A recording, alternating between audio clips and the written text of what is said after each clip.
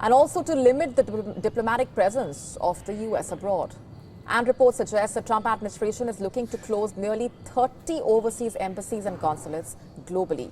The proposal contained in an internal departmental memo recommends closing 10 embassies and 17 consulates in a move aimed at reducing Washington's footprint at the US diplomatic missions in several countries, especially in Europe, Africa, Asia, and the Caribbean. And key among them are Somalia and Iraq. That's not all. Embassies in Malta, Luxembourg, Lesotho, the Republic of Congo, the Central African Republic, South Sudan are all part of the list. And it only goes on expanding.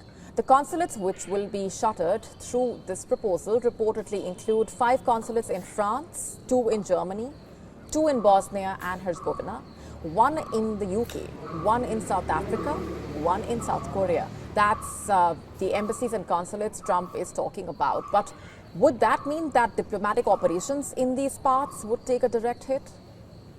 Well, the document proposes a solution to that, as the closed embassies' duties will be covered by outposts in the neighboring countries. And that's significant because embassies and consulates in a way serve as important outposts for the US State Department by providing services like visa processing, assistance for American citizens in need.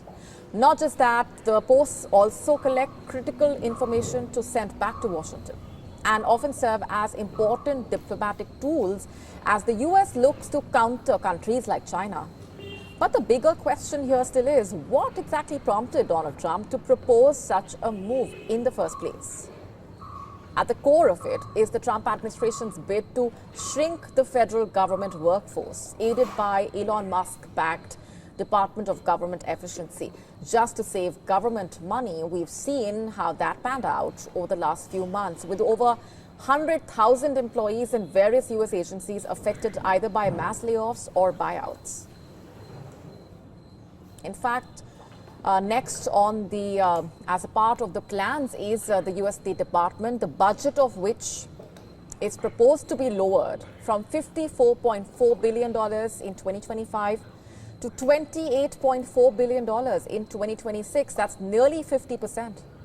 Not just that, funding for educational and cultural exchanges like the Fulbright program, one of the most prestigious US scholarships, is also under scrutiny.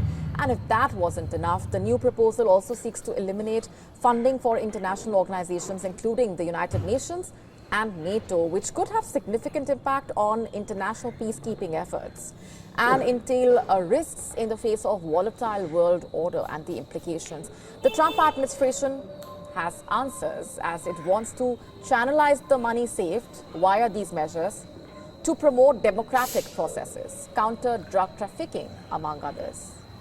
But is the Trump administration moving a mile a minute with its deliberate cost-cutting initiative and simply getting ahead of itself? So much so that important institutions and enterprises are being sacrificed?